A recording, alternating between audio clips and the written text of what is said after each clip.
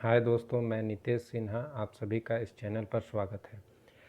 आज का टॉपिक करने से पहले हम सबसे पहले कुछ प्रश्न को देख लेते हैं, फिर उसके बाद इस टॉपिक को डील करेंगे। सबसे पहला मेंस के लिए क्वेश्चंस है। अंतर्राष्ट्रीय नागरिक उड्डयन कानून सभी देश को उनके क्षेत्र के ऊपर हवाई क्षेत्र पर पूर्ण और अन्यन्य संप्रभुता प्रदान करते हैं। हवाई क्षेत्र से आप क्या समझते हैं? इस हवाई क्षेत्र के ऊपर अंतरिक्ष पर इन कानूनों के क्या प्रभाव हैं?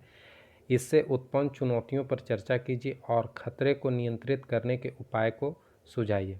ये सबसे पहला क्वेश्चन का जो डिमांड है उसके हिसाब से सबसे पहले हमको इसके बारे में जानना पड़ेगा कि ये जो घटना है अभी रिलेवेंट में किस घटना पर आधारित है। इसके बारे में हमको थोड़ा सा विस्तृत से जानकारी पहले जुटाना पड़ेगा। और दूसरा क्वेश्चन है, सार्वजनिक निजी भागीदार यानी पीपीपी मॉडल के तहत संयुक्त उद्यमों के माध्यम से भारत में हवाई अड्डों के विकास का परीक्षण कीजिए। इस संबंध में अधिकारियों के सामने क्या क्या चुनौतियां हैं? तो सबसे पहले इस क्वेश्चन को करने से पहले हम आइए जानते हैं कि आज का मुख्य टॉपिक है क्या। आज का मुख्य टॉपिक है C-295 विमान। प्रीलिम्स के पॉइंट ऑफ व्यू से ये टॉपिक इम्पोर्टेंट इसलिए हो जाता है क्योंकि इसमें भारत के नागरिक उड्डयन क्षेत्र की क्षमता, साथ में एमएसएमई जो समुदाय है, एमएसएमई क्षेत्र जो है उसके बारे में विस्तृत चर्चा करेंगे और साथ में ऑफसेट बाध्यताएँ क्या क्या हैं। और मेंस के लिए टॉपिक में आ जाता है C-295 विमान और इसके निर्माण परियोजना का महत्व क्या है। तो चलिए स्टार्ट करते हैं टॉपिक को कि आखिर ये विषय चर्चा में क्यों है। हाल ही में भारत के प्रधानमंत्री ने वडोदरा में Airbus defence and space S A Spain और डाटा एडवांस्ड सिस्टम लिमिटेड द्वारा स्थापित किए जाने वाले C-295 परिवहन विमान निर्माण सुविधा की आधारशिला रखी है। यह पहली बार है जब कोई निजी क्षेत्र की कंपनी देश में एक पूर्ण विमान का निर्माण करेगी। C-295 megawatt transporter.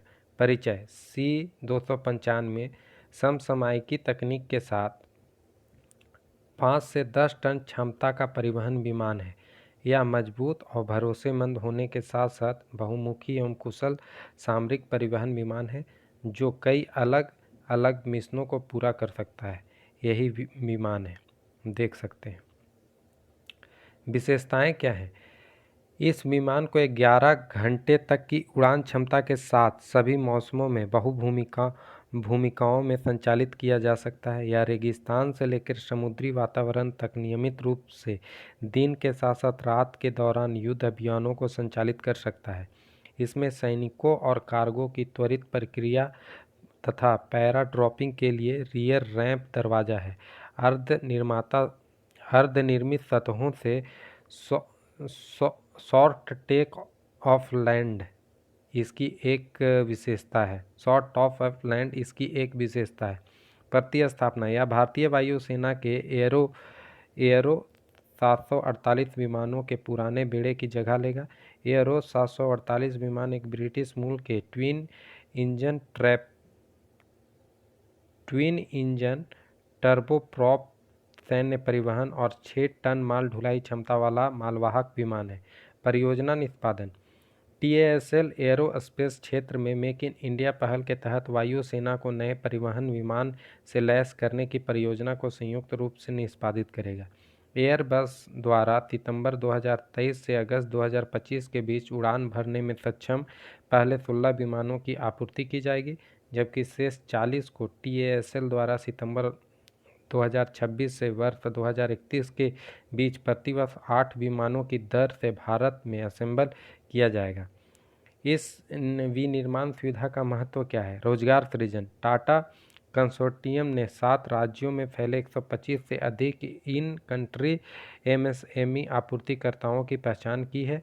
यह देश के एरोस्पेस परितंत्र में रोजगार सृजन में एक उत्प्रेरक के रूप में काम करेगा। यह उम्मीद जताई गई है कि सीधे 600 उच्च कुशल कारीगर, 3000 से अधिक अप्रत्यक्ष रोजगार और 3000 अतिरिक्त मध्यम कौशल रोजगार के अवसर के साथ भारत के एरोस्पेस एवं रक्षा क्षेत्र में 42.5 लाख से अधिक काम के घंटे सृजित होंगे।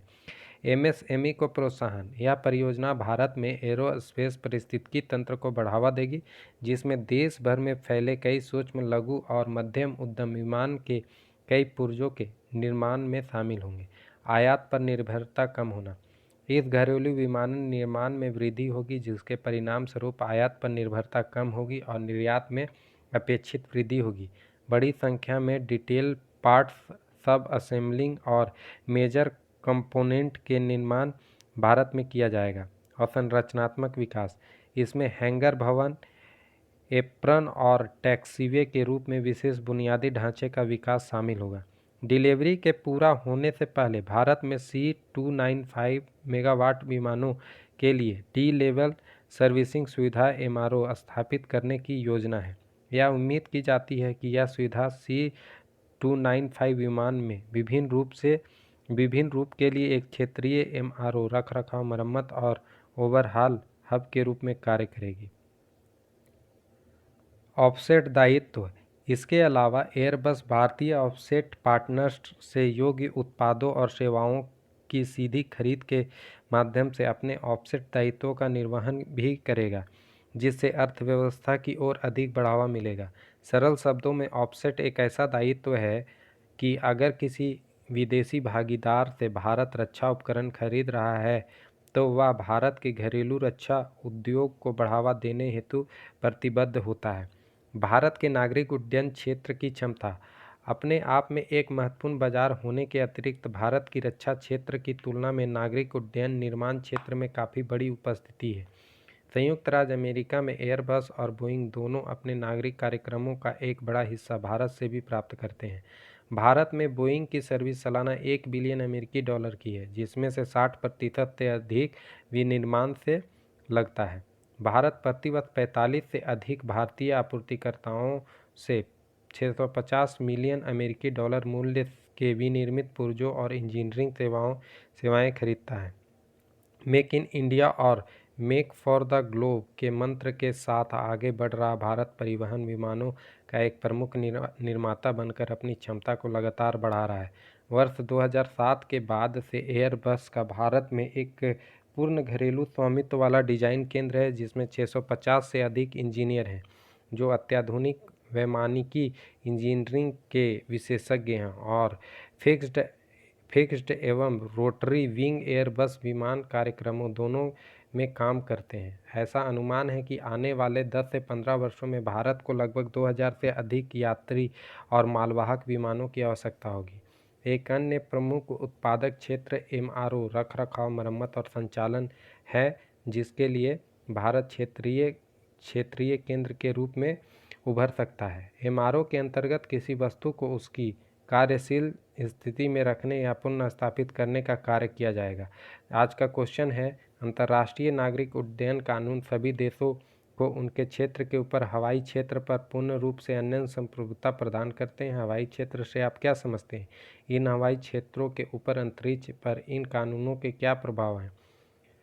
इसके उत्पन्न चुनौतियों पर चर्चा कीजिए तथा खतरों को नियंत्रित करने के उपाय सुझाइए। और दूसरा क्वेश्चन है, सार्वजनिक निजी भागीदारी मॉडल के तहत संयुक्त उद्यमों के माध्यम से भारत में हवाई अड्डों के विकास का परीक्षण कीजिए। इस संबंध में अधिकारियों के सामने क्या क्या चुनौतियां हैं?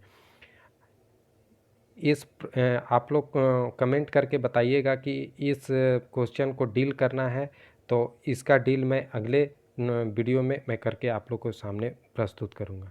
धन्यवाद। हाँ, जाते जाते दोस्तों लाइक, कमेंट एंड शेयर करना ना भूलें, क्योंकि अभी मेरा चैनल नया है और धीरे धीरे मैं इसमें इम्प्रूवमेंट करूँगा कि और क्या क्या आप लोग को बेहतर तरीके से उपलब्ध करवाया जा सके। धन्यवाद दोस्तों।